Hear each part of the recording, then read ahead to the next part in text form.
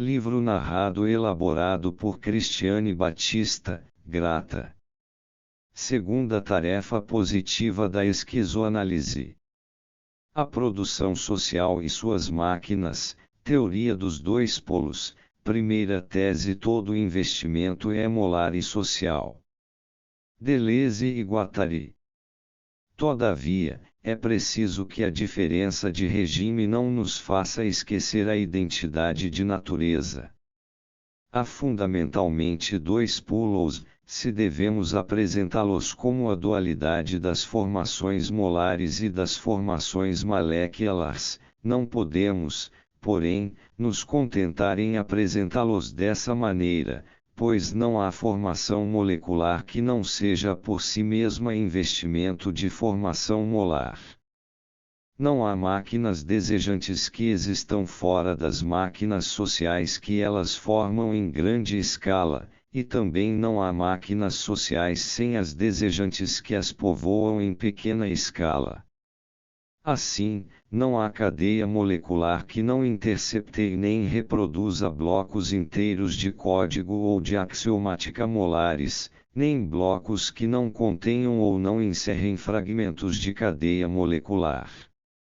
Uma sequência de desejo acha-se prolongada por uma série social, ou então uma máquina social tem peças de máquinas desejantes em suas engrenagens. As micromultiplicidades desejantes não são menos coletivas do que os grandes conjuntos sociais, pois são inseparáveis e constituem uma só e mesma produção. Deste ponto de vista, a dualidade dos polos passa menos entre o molar e o molecular do que no interior dos investimentos sociais molares, uma vez que, de qualquer maneira, as formações moleculares são investimentos como estes.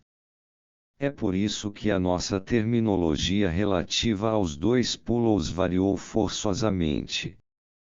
Ora opunhamos o molar e o molecular como linhas de integração, paranoicas, significantes e estruturadas, e linhas de fuga, esquizofrênicas, maquínicas e dispersadas, ou ainda como o traçado de reterritorializações perversas e o movimento das desterritorializações esquizofrênicas.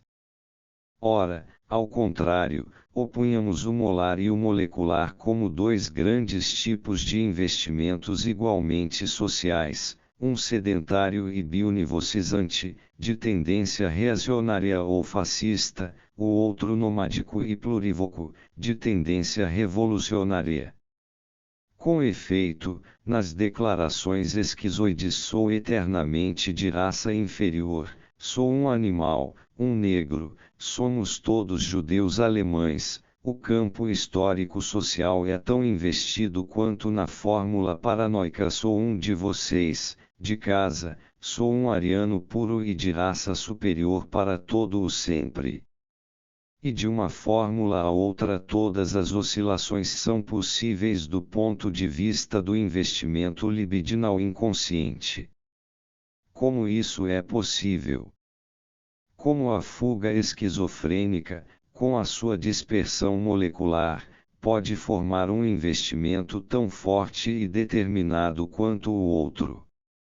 E porque há dois tipos de investimento social correspondentes aos dois polos?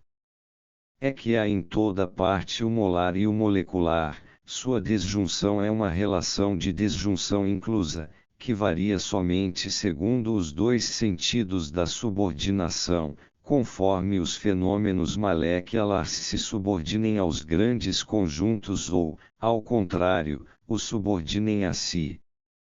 Num dos polos, os grandes conjuntos, as grandes formas de gregarismo não impedem a fuga que os arrasta, e só impõem o investimento paranoico como uma fuga diante da fuga.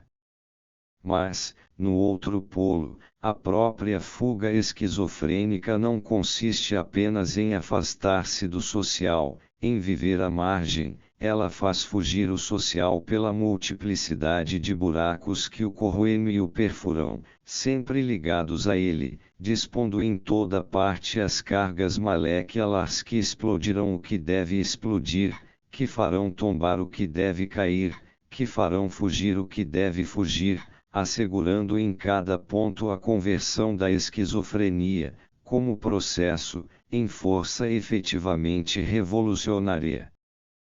Pois quem é o esquizo senão aquele que já não pode suportar tudo isto, o dinheiro, a bolsa, as forças da morte, como dizia Naginsky, valores, morais, pátrias, religiões e certezas privadas. Do esquizo ao revolucionário há somente toda a diferença que existe entre aquele que foge e aquele que sabe fazer fugir aquilo de que foge, rompendo um tubo imundo, fazendo passar um dilúvio, libertando um fluxo, recortando uma esquiza. O esquizo não é revolucionário, mas o processo esquizofrênico, de que o esquizo é só a interrupção, ou a continuação no vazio, é o potencial da revolução. Aos que dizem que fugir não é corajoso, responde-se, o que não é fuga e investimento social ao mesmo tempo. Só se pode escolher entre dois pulos, a contrafuga paranoica que anima todos os investimentos conformistas, reacionários e fascistizantes e a fuga esquizofrênica convertível em investimento revolucionário. Desta fuga revolucionária, desta fuga que deve ser pensada e assumida como o mais positivo, Blanchot diz admiravelmente o seguinte, que é esta fuga. A palavra é mal escolhida para agradar. Entretanto, a coragem está em aceitar fugir em vez de viver quieta e hipocritamente em falsos refúgios. Os valores, as morais, as pátrias, as religiões e essas certezas privadas que nossa vaidade e a nossa complacência para conosco generosamente nos outorgam, são outras tantas moradas enganadoras que o mundo arranja para aqueles que pensam manter-se firmes e em repouso entre as coisas estáveis. Eles nada sabem dessa imensa ruína para a qual vão indo, ignorantes de si mesmos, no monótono burburinho dos seus passos cada vez mais rápidos que os levam impessoalmente num grande movimento imóvel. Fuga perante a fuga. Seja um desses homens que, tendo tido a revelação da deriva misteriosa, já não suportam viver nessas falsas moradas. De início, ele tenta apoderar-se do movimento por sua própria conta. Pessoalmente, ele queria se afastar. Ele vive à margem. Mas talvez a queda seja isso, que ela já não possa ser um destino pessoal, mas a sorte de cada um em todos.